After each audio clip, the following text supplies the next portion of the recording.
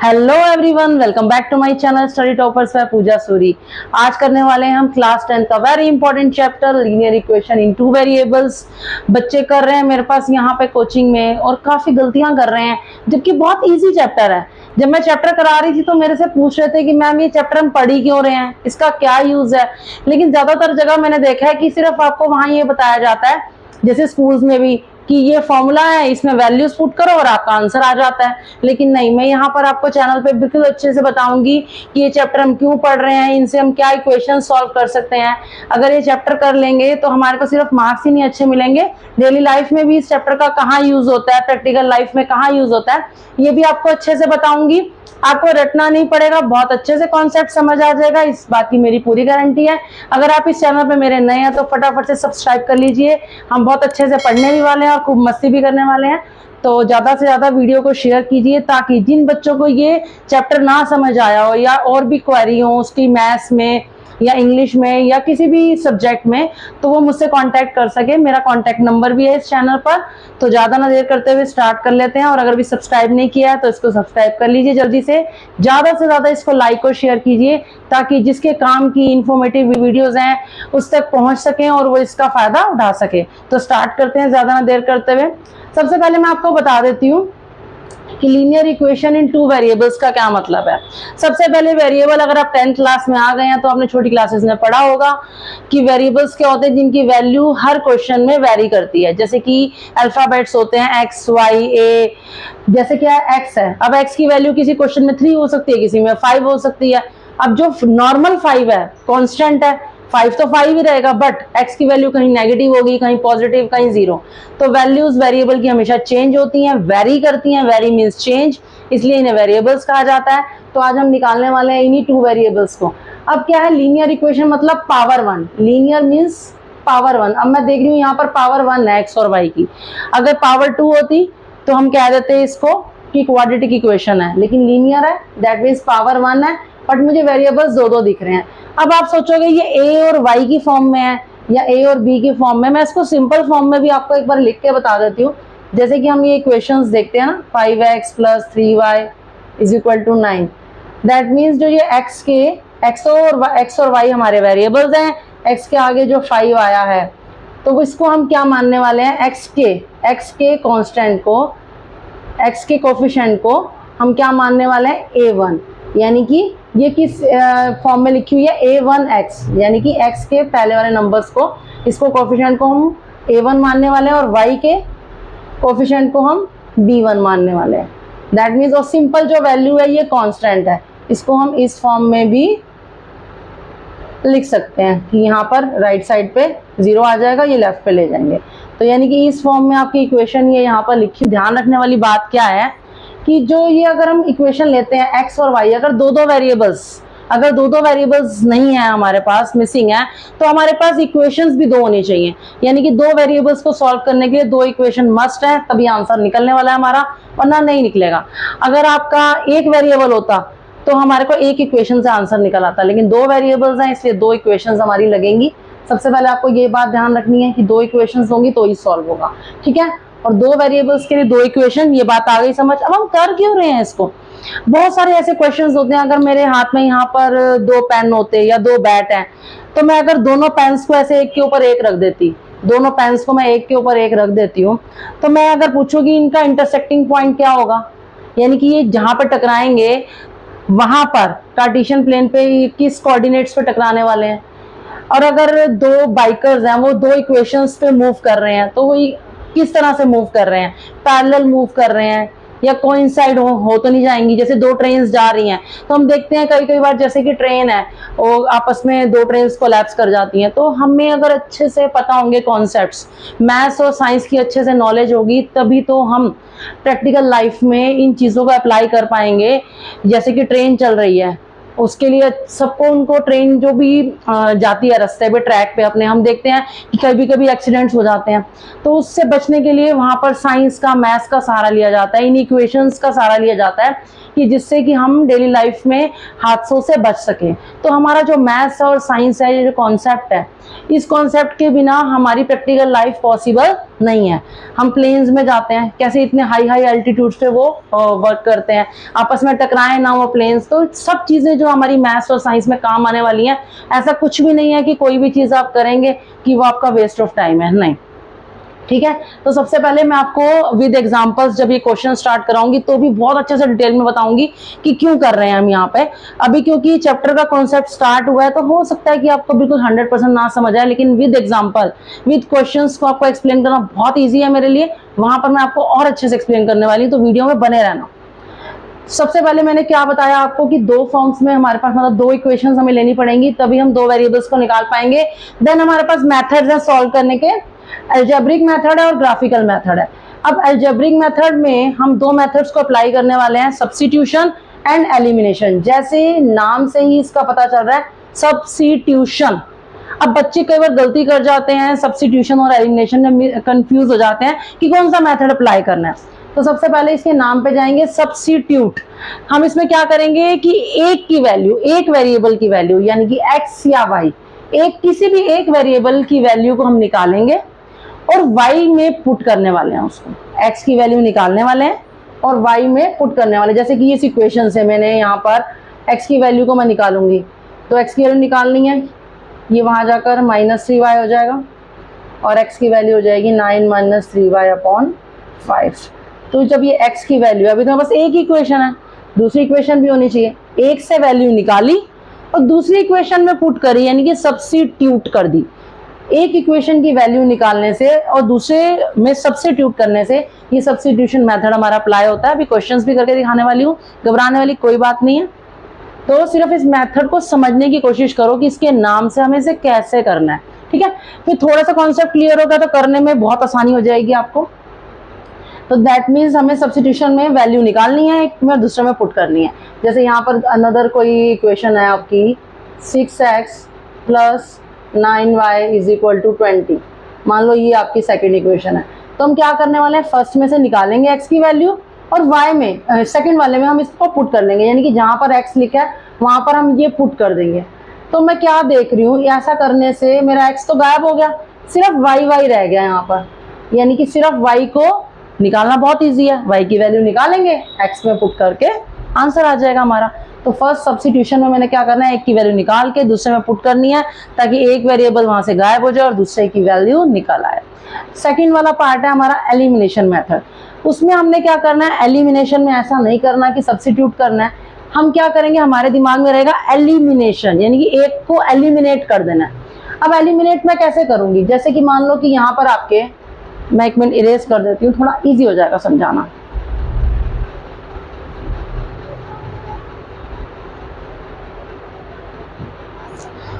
अब इसमें क्या करने वाले हैं हम, ये मैं एक अंदाजे से रफली ले रही हूँ इक्वेशंस को।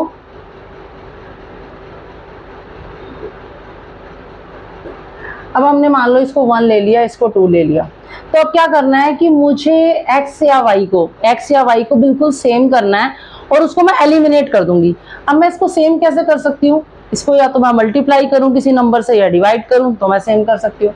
कोई भी x या y, एक चीज आपने एक रास्ते पे जाना है, दोनों को नहीं करना, सिर्फ एक x या y को बराबर करना है। जैसे कि ये 5 है, इसको मैं 3 से मल्टीप्लाई कर दूं पूरा, और 3 वाली जो इक्वेशन है मैं उसको 5 से मल्टीप्लाई कर दूं। लेकिन ध्यान रखने वाली बात यह है कि सिर्फ एक नंबर मल्टीप्लाई नहीं होगा, एक वेरिएबल को तो हमने एलिमिनेट करना है, that's why called elimination method. एक को तो हमने एलिमिनेट करना है, बट इक्वेशन जब भी मल्टीप्लाई या डिवाइड होगी तो पूरी होगी, ठीक है। तो फिर मैंने जैसे इसको मल्टीप्लाई कर दिया, यहाँ आ गया 15x, यहाँ आ गया 27y, यहाँ आ गया 60। अब ऐसे ही इसको कर दिया। तो मैं क्या देख रही हूँ इस क्वेश्चन में कि मेरा एक चीज जो है बिल्कुल सेम हो गई, ठीक है। अब एक x सेम हो गया, अब मैं इसको एलिमिनेट कर सकती हूँ। कैसे, ये तो आप कहोगे कि दोनों सेम है, प्लस हो रहे हैं, नहीं। अब हम सब्ट्रैक्ट करेंगे क्योंकि इनके साइन सेम है। अपोजिट करने के लिए मैं इनको सब्ट्रैक्ट करूंगी तो नीचे के सबके साइन अपोजिट हो जाएंगे। जब कोई साइन नहीं होता उसे पॉजिटिव कंसीडर किया जाता है, तो माइनस करने पर नेगेटिव, पॉजिटिव वाला फिर नेगेटिव। अब ये नया साइन इसका माना जाएगा, ये नहीं माना जाएगा इसका, और ये पॉजिटिव है कोई साइन नहीं है तो नेगेटिव। दैट मीन्स इससे क्या होएगा, मेरा ये कट जाएगा, पॉजिटिव और नेगेटिव +15 और -15 0 हो गया, कट गया। अब सिर्फ ये रह जाएगा, तो मैं इन दोनों को सॉल्व कर पाऊंगी। सॉल्व करना कितना इजी है, माइनस प्लस माइनस किया और मेरा आंसर आ जाएगा, यानी कि y की यहाँ वैल्यू निकल जाएगी। तो एलिमिनेशन मेथड में हम क्या देखते हैं कि हम इनको सेम कर लेते हैं, या x को या y को सेम कर लेते हैं, ठीक है, मल्टीप्लाई या डिवाइड करके वो हट जाता है, दूसरे y की वैल्यू निकल गई। अब y की निकल गई तो पुट करके किसी भी इक्वेशन में x की हम निकाल सकते हैं, ठीक है। तो ये दो मेथड्स हमारे पास अलजेब्रिक मेथड्स हैं जिनको हम अप्लाई करने वाले हैं। नेक्स्ट है हमारा ये मेथड हो रहा है ग्राफिकल मेथड। अब ग्राफिकल मेथड में हम ग्राफ पे भी वैल्यूज को सॉल्व कर सकते हैं। जैसे कि आपका कार्टेशियन प्लेन है, उसमें इक्वेशंस हैं, वो दो लाइंस हैं आपस में टकरा रही हैं तो इंटरसेक्टिंग होगी। पैरेलल भी हो सकती हैं दो लाइंस, कोइंसाइड्स भी हो सकती हैं, यानी कि एक के ऊपर भी आ सकती हैं। सबसे पहले आपको ये कॉन्सेप्ट समझने जरूरी है। इंटरसेक्टिंग मतलब एक पॉइंट पे कटना, इंटरसेक्ट हो रही है तो एक पॉइंट इनका कॉमन रहेगा, आंसर आ जाएगा, एक आंसर आएगा, यानी कि यूनिक सॉल्यूशन निकलेगा अगर दो लाइंस कट होती हैं। और कोइंसाइड करती हैं, कोइंसाइड मतलब एक के ऊपर एक छा जाती हैं, तो इसके बहुत सारे सॉल्यूशंस होते हैं। और अगर लाइंस पैरेलल होती हैं, लाइंस पैरेलल का मतलब यह है कि कभी भी टकराएंगी नहीं, उनका कोई सॉल्यूशन नहीं निकलेगा। तो अब देखते हैं कि ग्राफिकल से हम इसे कैसे सॉल्व कर सकते हैं।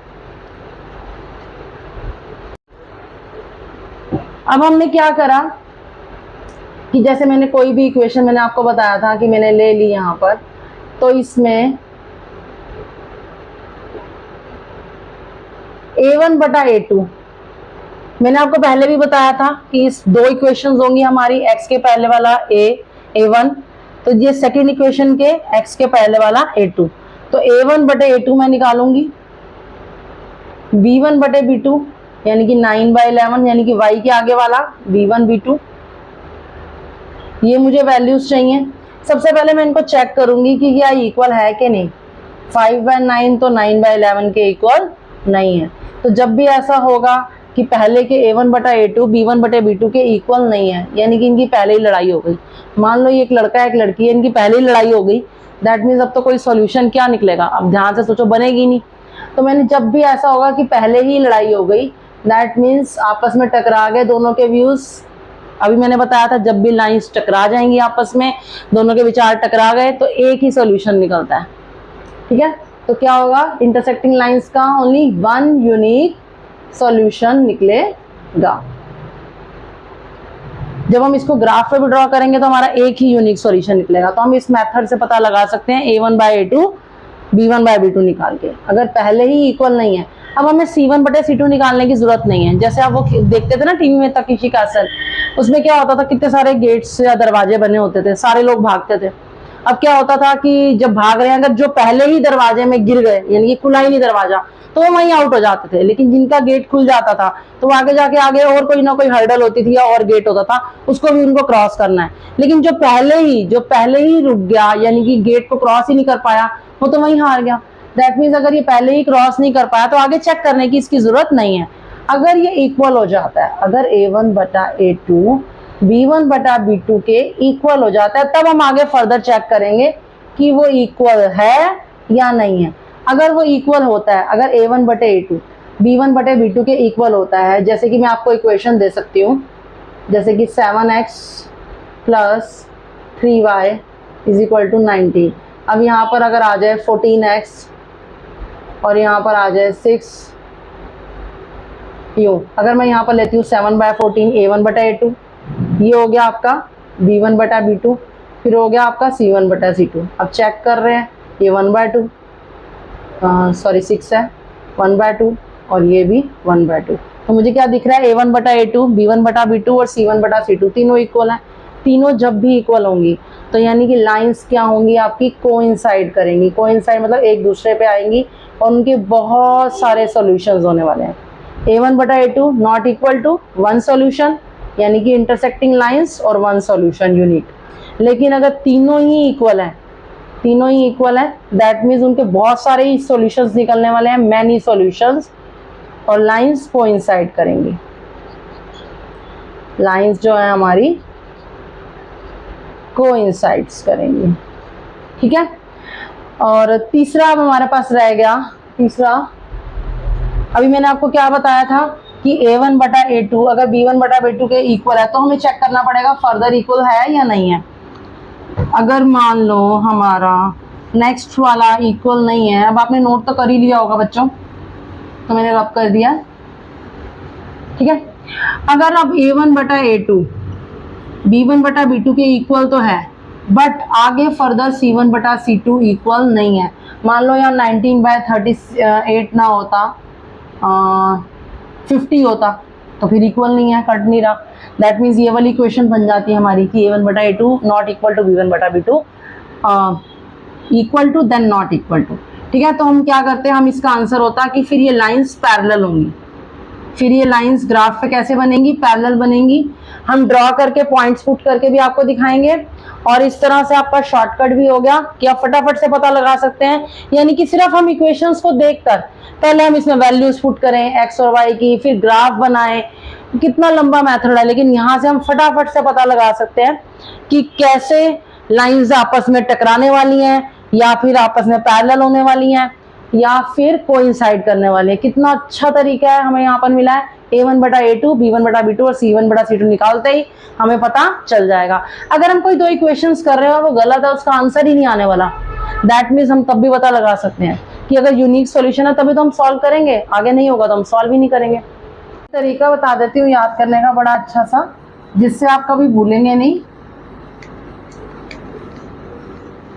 और फिर इंपॉर्टेंट क्वेश्चंस करने वाले हैं, बहुत इंपॉर्टेंट पेपर में जरूर आने वाले हैं। वही क्वेश्चंस करवाऊंगी जो ज्यादातर पेपर्स में आपको आ चुके हैं। किस तरह प्रैक्टिकली आपको सॉल्व करना है अच्छे से बताने वाली हूँ, तो वीडियो में बने रहना।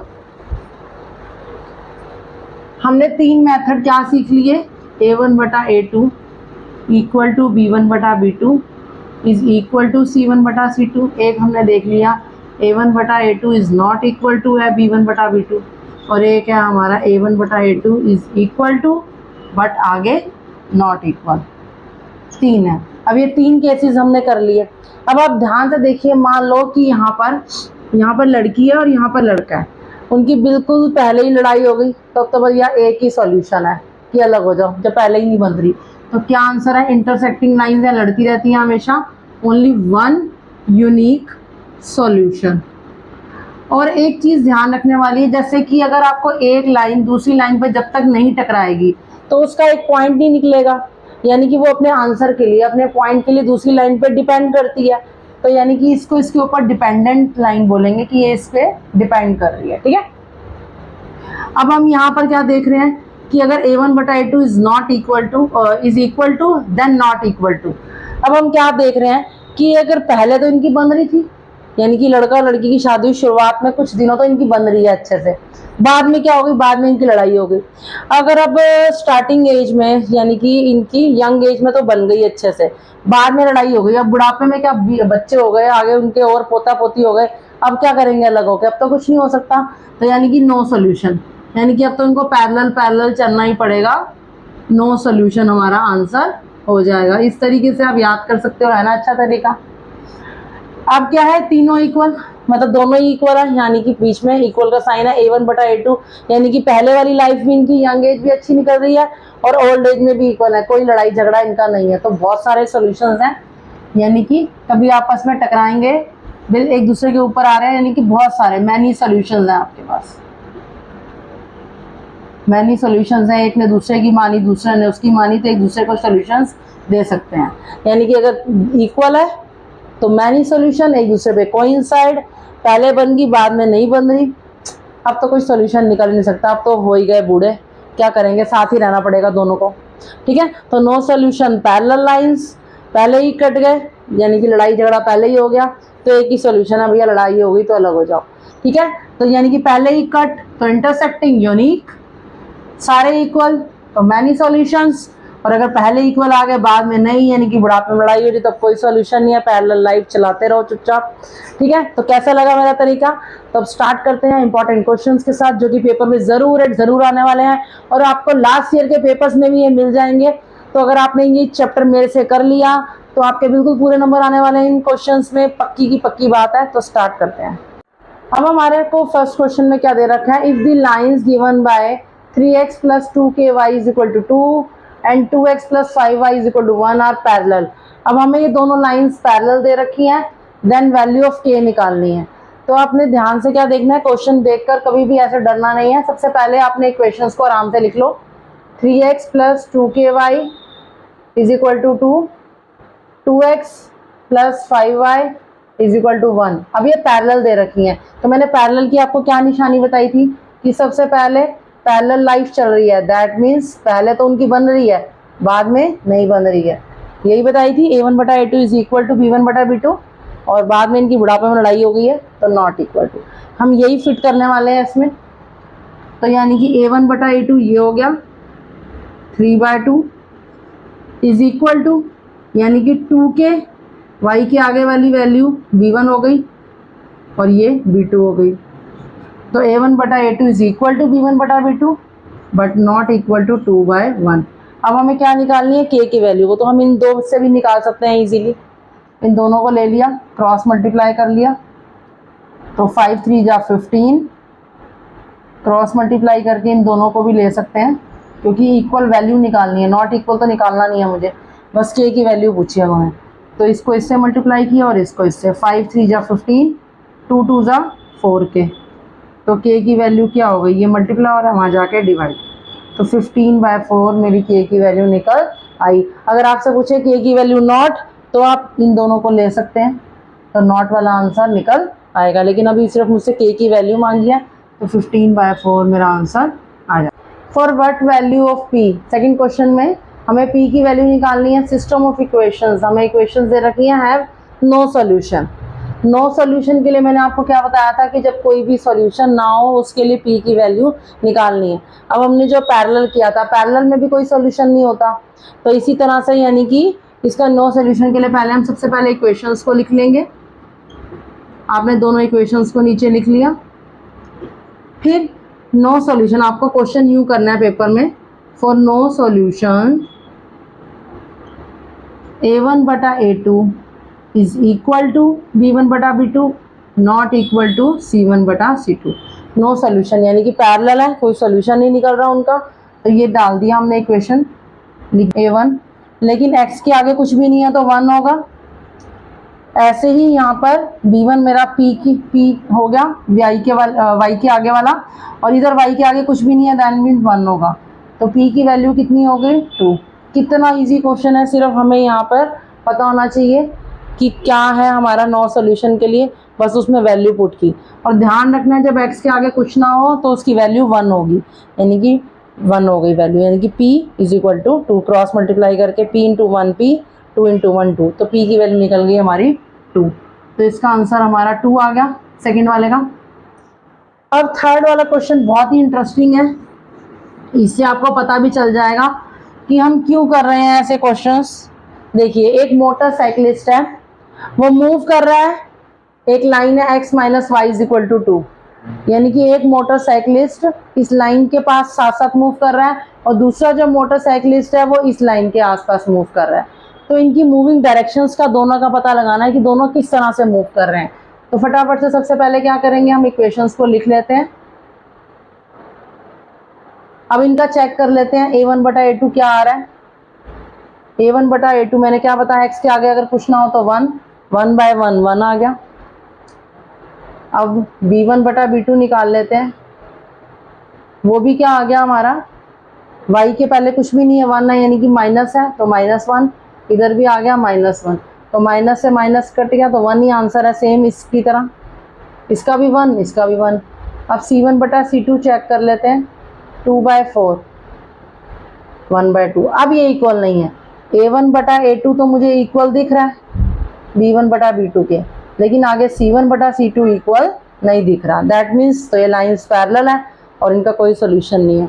तो अगर ये मोटरसाइकिलिस्ट मूव कर रहे हैं तो मुझे फटाफट से पता चल गया। अभी तो हम ये फॉर्मूले में पुट करके दिखाना पड़ता है पेपर में, लेकिन वैसे 1 सेकंड में ऑरली भी पता चल रहा था मुझे कि ये सेम है 1, और ये भी कट रहा है 1, ये नहीं है, दैट मीन्स ये पैरेलल मूव कर रहे होंगे।